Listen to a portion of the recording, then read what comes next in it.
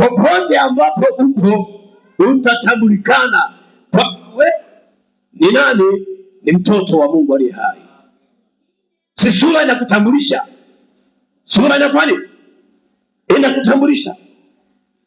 Hebu tuende tusome Biblia kwenye kitabu cha Luka 22:56.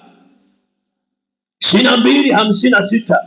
Luka 22:56. Ndipo mjakazi mmoja akamwona ameketi mwangani.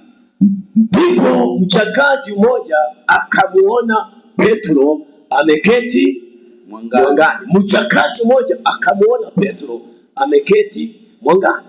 Akamkazia macho akasema. Yule mjakazi akamkazia macho Petro akasema, na huyu aliyekuwa pamoja naye. Akasema na huyu alikuwa pamoja naye. Huyu alikuwa pamoja na Yesu. Akakana akisema. Petro akakana akasema, mwanamke, simjui. Mwanamke, huyo unayesema nilikuwa pamoja naye simjui. Baadaye kitambo mtu mwingine alimuona akasema. Baadaye kidogo mtu mwingine tena, achana na mjakazi, akamwona Petro naye akasema, wewe u mmoja wao. Wewe u mmoja wao. Petro akasema. Mtu, si mimi. Sio mimi.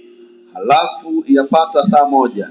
Baada ya hapo yapata saa moja. Mtu mwingine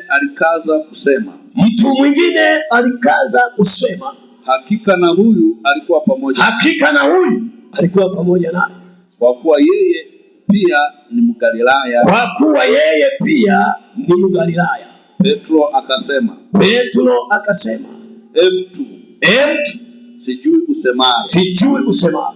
Na papo hapo alipokuwa katika kusema. Biblia inasema papo hapo alipokuwa katika kusema, jogoo aliwika.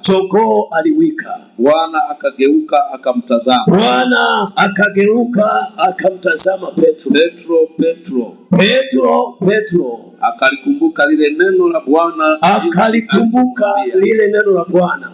Leo kabla hajawika jogoo utanikana.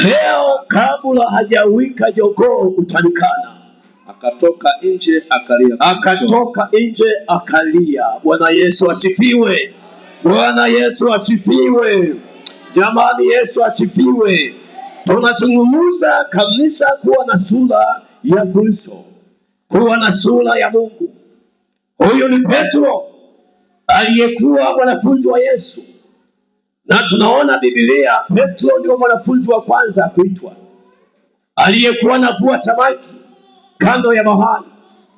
Yesu alipomkuta akamwambia Petro, nifuate, nitakufanya kuwa mvuvi wa watu. Bwana Yesu asifiwe sana.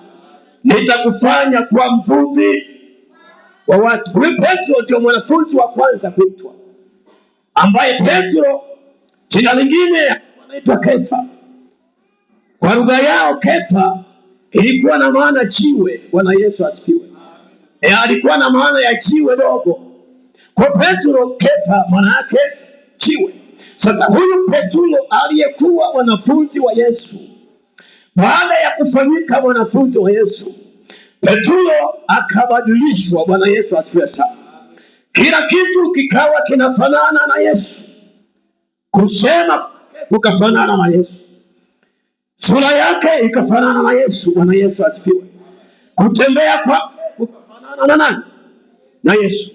Siku moja wamemkamata Yesu. Petro aliendelea kufuatilia kisa, na ndiye mwanafunzi pekee aliyevumilia mpaka mwisho kuliko wanafunzi wote. Wakati wanafunzi wengine walikimbia tu Yesu alipokamatwa, Petro alijitahidi, na ndiye mwanafunzi aliyemkata askari mmoja wakati wanakuja kumkamata Yesu. Maana yake Petro alionyesha hali ya kumpenda Yesu, sawa. Alionyesha hali ya kumkubali Yesu. Alikuwa tayari kwa lolote lile, imradi tu Yesu asikamatwe. Ndio maana Petro alipomkata yule askari sikio, Yesu akamwambia Petro, mimi sijaja kwa vita, rudisha upanga wako. Biblia inasema Yesu akachukua lile sikio akarudisha pale. Yesu anateseka, Petro yuko mbali, anaota moto na watu wamejichanganya na watu.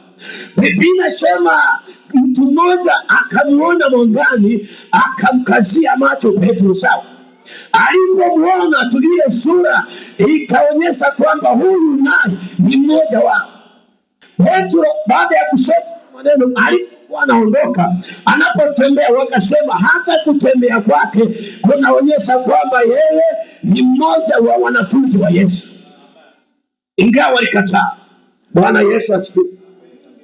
Nazungumza kitu ambacho sura ya Mungu ndani ya kanisa. Kanisa sura ya nani? Kanisa linahitaji kuwa tofauti na ulimwengu, si ndio? Kanisa linahitaji kuwa tofauti na dunia. Kwa maana Biblia inasema msipende dunia na mambo yaliyomo dunia. Maana mtu akipenda dunia, kupenda Mungu hakumo ndani yake. Bwana Yesu asifiwe sana. Kwa kanisa baada ya kuokoka tunahitaji kuwa na sura ya baba yetu, si ndio? Tunahitaji kuwa na sura ya baba yetu, tunahitaji kuwa na sura ya Yesu Kristo.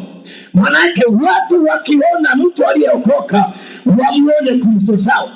Watu wakimuona mama aliyeokoka wao wamemuona Mungu. Wakimuona aliyeokoka wamuone Kristo ndani yake. Bwana Yesu asifiwe sana. Baada ya kuokoka tunahitaji kuwa na sura ya Kristo. Leo kanisa limepoteza heshima ya kuwa kanisa kwa sababu sura ya Mungu ndani ya kanisa imepotea. Zimebaki sura nyingine ndani ya nini? Ndani ya kanisa. Mpaka umefika wakati mtu anauliza kwamba hivi ni kanisa ama ni kilabu ama ni baa, lakini lina jina la kuitwa nini? Kanisa. Leo kanisa linabaki kuwa na jina la kanisa, lakini kanisa ndani hakuna kanisa.